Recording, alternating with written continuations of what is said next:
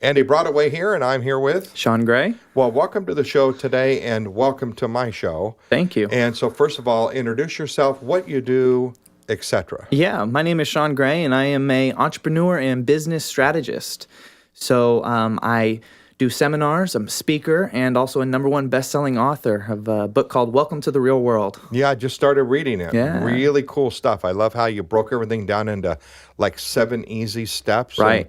And creating. And what's the subtitle again? The subtitle is A Young Professional's Guide to Advancing and Transitioning Quickly. Yeah, exactly. So this would be the show that if you had a young entrepreneur, you had someone that was, did the whole thing, went to school, got the college education, and then realized that the job that they got sucked. Right. We can't do the S word on the show. That's about it. Suck is about as far as we go. Got it. But they don't like what they were doing. Right. This is really a book for you. So if you know someone in that demographic, maybe if you're a parent or a grandmother or even a student, this is a great show for you to kind of open up your mind a little bit. Absolutely. Right? Absolutely. So by saying that, we already said it was 7 easy steps, but give us some background. Like, when did you get first exposed to, I call this the personal development world, where our minds open up? Where did that start with you? Yeah, well, first I grew up in a very entrepreneurial home, but in spite of growing up in an entrepreneurial home, I still went the traditional education route and kind of the whole system and everything like that. My big aha moment came and kind of exposure to how, living this lifestyle, the entrepreneur lifestyle, came when I read a little purple book that I'm sure many of your viewers have read called Rich Dad, Poor Dad by Robert Kiyosaki. Absolutely. Yeah, it's on my bookshelf. Love it. Yeah. So that book really gave me that aha moment and just gave me a whole new perspective and way of looking at the world, way of money. Like it or not, money makes the world go around. So if you have don't know about it, right, you're at a huge disadvantage if you're trying to master the real world. Yeah, absolutely. So that's kind of what your curriculum gets, Mastering the Real World or Real World Masters. You can't say that too fast, but put those together. Right. That's really a great brand. Yeah. Yeah. So you can kind of look at it as your master's degree for the real world. Right. So, in school, we're not taught these things. There's so much missing in the school system, right? I like to say there's 3 different types of education, right? There's our traditional formal education, our school system, right? Professional education, like doctors and lawyers go to school for. And then we have financial education. And that's really the missing piece, but it's arguably the most important. Okay, so what's great about what you're doing is that you're trying to, and you are, instead of taking the gap of learning here, you're taking it and learning and shrinking it down. Yeah, that's right. One of my great mentors always tells me you can't circumvent the process, but you can speed up the process. I agree. Right? So what Real World Masters does, especially for young people, is that collapses those time frames, right? Gives you a whole bunch of real world experience and real world skills and real world knowledge, right, in a short amount of time, so that you're not, like you said, 40 years old just figuring this stuff out, right? Yeah. Thank you for saying that I'm 40 years old. So that's great. So we'll go with that. You look great. You're just going to have to make an assumption, and whether that is true or not true. So anyhow, so let's talk about some of your other experiences that you've had. Obviously, you went to college. Right. So give us some information on that. Yeah, so like I said, I went the traditional school route primarily because I was an athlete. I played football through college, right? So I'm not sure if it was for football. I would have probably dropped out sooner right when I read that book. But yeah, I went the traditional education route, was in a prestigious university, studied business management with a concentration in sports. But when I got out of school, I really had no idea what I wanted to do. I like to say I was 22 without a clue. Yeah. I had no idea what I wanted to do, the direction I wanted to head. I thought I wanted to make money. So I said, what do I do to make money? It's the wrong question, though. Interesting. Now, before we move too far ahead, I'm going to pull in a little controversial thing here. You shared that you had dreadlocks. Now, that's something I cannot imagine. But tell me, maybe we'll find a photo and edit it in here during the thing or whatever. But why did you have them again? Well, I had dreadlocks for a few different reasons. It was kind of the lifestyle I was living at the time. Okay. College guy, football player. Yeah, maybe that. I'm not going to say it on camera, but I had fun in college, that's for sure. But actually, I had this theory that if I had dreadlocks, I'd be a better football player, run faster. Interesting. Wow. And you must have modeled that from somebody. Like maybe there was another player that you saw that ran fast and said, okay, he's got dreadlocks, he runs fast, I'm going to put him on. That's exactly right. Yeah. There was all kinds of players like that. First lesson in modeling, right? And there you go. model success, there right? You go. You didn't even know that that's what you were doing. That's right. Cool. Yeah. So then you go to college. While you're in college, you discover something. What was that? Yeah, well, while I was still in school, all my friends, being the youngest of 6 kids, I was constantly wanting to hang out with people who are older than me. So all my friends were in grades above me. So when they got out into the real world, they would come back and visit me in college and say, "Stay in college, man. The real world sucks. Wow. It's nothing. It's nothing like school. It's hard. And the reason why it sucked for them is because they were sitting in cubicles from 8 to 6. It's not really 9 to 5. It's much longer than that, right? Yeah. So they were just telling me that, stay in school, real world sucks. And I was like, I don't see it that way. By that time, I had read Rich Dad, Poor Dad. So, I was like, I want to start businesses. I want to invest. I want to travel. I was excited to get into the real world. Yeah. Right. But they just took such a different route. So it was almost, kind of proof of concept. Like, hey, that's definitely not what I want to do. Right, exactly. And so after you got out of college, obviously dreadlocks are gone, right? Yeah. And now where did you go from there? What was kind of your journey? So when I first got out of college, I was still tempted, to jump into a job because I was thinking I needed money. I needed money. I needed money. Again, like I said, it's the wrong question. We could talk about that later. But Yeah. what it was for me was, my bad. Okay. Forgot the question. Okay. So out of college, what did you do next? Okay. I'm sorry. Okay. All right, so you get out of college. What did you do next? Yeah, so when I got out of college, the first thing I did was I was still kind of tempted to go get a job, asking myself, I want money. We can talk more about that wrong question later. Yeah. But the first thing I did was I got exposure to how the real world works. Luckily, I had a mentor who came to me and said, hey, before you make a long-term commitment while you're young and trap yourself into something that you don't even know if you like or not, or pays you what you think you like, or, is the lifestyle that you want, before you make that long-term commitment while you're young with no real world experience, let me just show you the real world. Let me show you how money works. Let me show you all the different ways you can make money, all these different business models, all these different industries. Went to tech seminars. I went to sales seminars, went to all these different events and got exposure to, wait, I don't, a job's not the only way. Right. There's more out there. Got it. Cool. Yeah. And so now you talk about different ways of making money. And so obviously you're into real estate a little bit. There's different ways of making money. Give me a couple of examples. Like, what was your first way that you started making money? Yeah, well, you're exactly right. There's countless ways to make money, right? And a job is definitely only one of those ways. What I did was, I guess this is a good time to talk about that wrong question. You know, most people get out of school and they ask themselves, what can I do to make money? Makes money the end goal, and it makes doing something, exchanging your time and effort, how you get there. Right. The question that my mentor challenged me to ask was, what can I build that will afford me the lifestyle I want to live? Right? Much better question. Much better question. Yeah. Now, lifestyle is the end goal, and building something as opposed to doing something is how you get there. Sure, both require work, but one requires work in the beginning because you're setting up a system and process that will continue to grow whether you're spending your time there or not. Right. So the first thing I did out of school was I wanted to try to start a business. So I got really into shooting guns, actually. Okay. And it's an expensive hobby if you've ever shot guns. Only a couple times borrowing somebody else's. Well, we'll have to get you out on the range. Okay. Yeah. But, so that was an expensive hobby. And so I said, okay, well, if I'm going to be doing this anyway, how can I get paid to do it?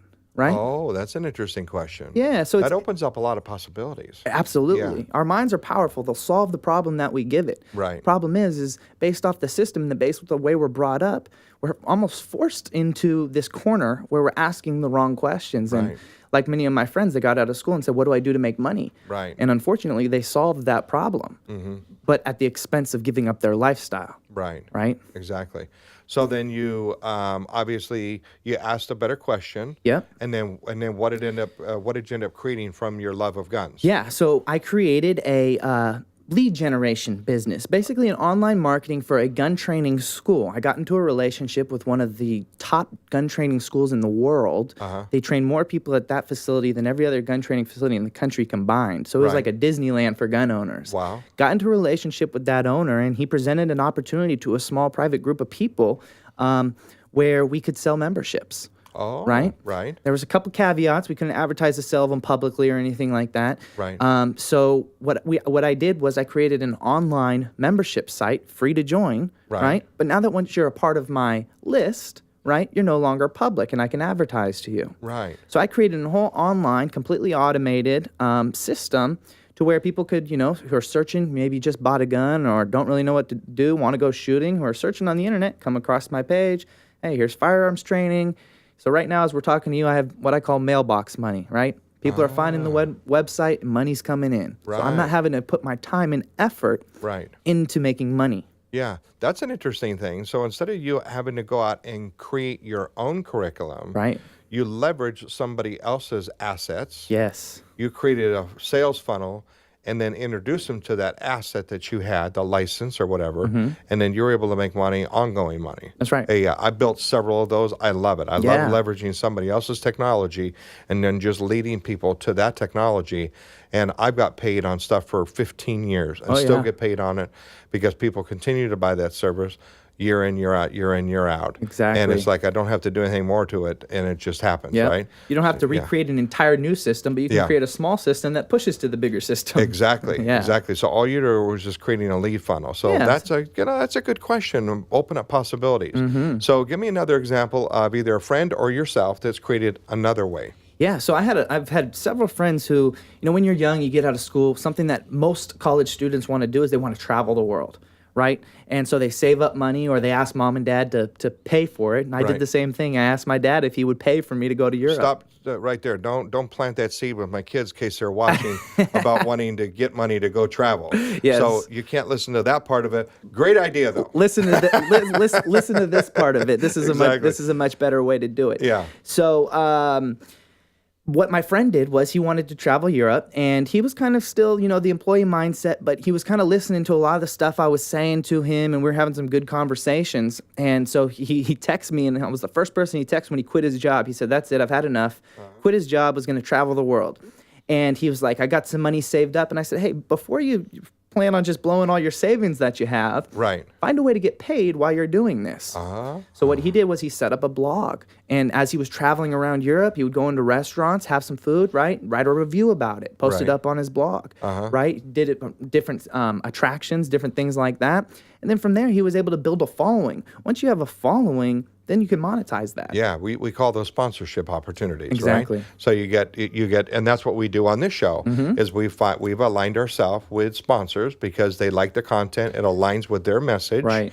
and the sponsors are happy to participate in it, and so it's a great model, absolutely great model, yeah, totally. I call it the new media of making money, the new way, because nobody would imagine doing this a long time ago. Right. Yes, there were commercials that were dropped into TV the way we have it now, but what are we doing most of the time? Fast forwarding through the commercials, right? And we're not watching them. It's better that you have content that's built into it. Exactly. That's kind of super. Yeah. All right, and I imagine you got dozens and dozens of these examples that you can go on and share. Absolutely. We don't got all day to do that with. So give me a couple of different other nuggets, and then we're going to find out where we can reach you, and then more information about your book too. Sure. Well, I think in terms of a nugget that will just it's a process. You have to understand that. There's so many, like what you're talking about, those infomercials. Get rich quick, lose weight in 24 hours, right?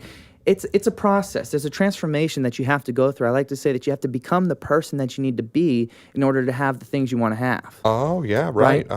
So, understanding that it's a process and understanding that it's a journey, it changes your perspective about things, and it really allows you to enjoy each small victory and each small step that you're making in building the big machine. Yeah. Right. But that's really it, Andy. It's asking the right questions. Yeah. So many people, our minds are powerful. Like I said, it'll solve the problem that we give it. If we want great answers, we have to ask great questions. So I'm going to ask you this question. Sure. Cool. All right. No pun intended. You got 7 steps in your book. Yes. Give me 2 of them. If we could say those are the 2 most important out of the 7, you're going to have to buy the book to get all the 7. Right. But give me just a little Reader's Digest. What 2 are most important? The 2 that I would say are the absolute most important, and this is actually a conversation that I had with Ken McElroy, who's Robert Kiyosaki's real estate advisor, big real estate mogul, great guy. I asked him, I said, what's the number one thing? I asked him that same question that I can do. Right. What's the most important step? And he said, change the people you're around. It is hands down the most important thing. Jim Rohn says, as you know, we become the sum total of the 5 people we spend the most time around. Yeah. Right? So if we want to be rich, makes sense we hang out with rich people, right? We want to be an accomplished entrepreneur. Makes sense we hang out with accomplished entrepreneurs. Yeah. So changing the people you're around, I would say, is probably the most important step in that process. The second step, I would say, would be get a mentor.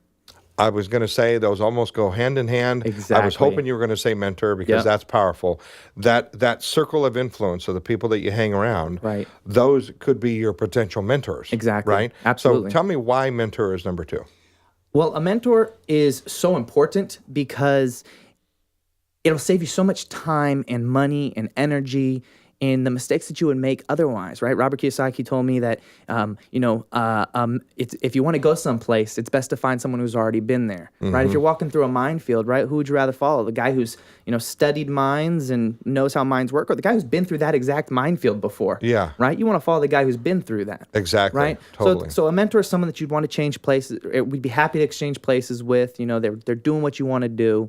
And I like to say that the cost of a mentor is a lot cheaper than the cost of ignorance. Totally. Yes. So with that, I got one follow-up question, and that is, how do you find a mentor? What's the best way to work with a mentor? Yeah, well, really, it's step 1, right? Change the people you're around. Right. If you're interested in tech, right? Find out where Andy's going. He's always at the tech things, right? Yeah. So, get in the right environments. If you're interested in real estate, go to every single real estate group that you can think of, right? And when you're there, it's a matter of it's a matter of how you show up, right?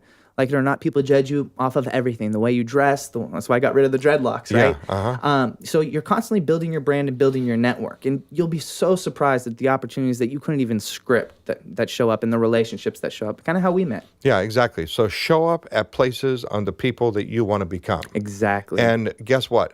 They're not hanging out at the bar. That's true. And another place they're not hanging out is on your couch. Exactly. You can't just sit at home. And no mentor is going to come in and shake your hand off the couch and say, come on, let's go. I want to mentor you. Right, You have to get out there and put yourself out there. Yeah. Well, this has been a fascinating interview. I mean, there's more to you. We only have a short amount of time. Yeah. But where do people find out more information about you? Sure. Well, they can go to realworldmasters.com. For my book, you can go to realworldbook.com. And you'll find me all over the place there. That's awesome. Yeah. Well, that was great. Really great having you on the show. Pleasure. Thanks for having me. A lot of fun. And so super. Thanks a lot.